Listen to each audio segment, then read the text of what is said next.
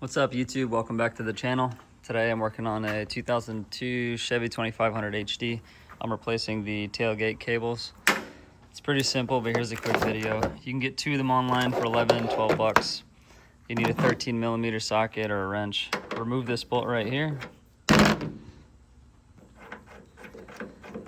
And once that comes out, you can either use the new hardware or the original. I'm going to reuse the original, but as you can see, it bottoms out.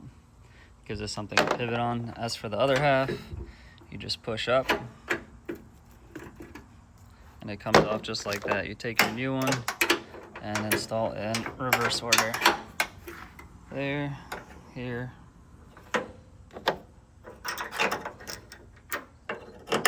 And stick it in there. Mine's a little tight, so I'm gonna have to lift the tailgate up just a little bit while I replace it.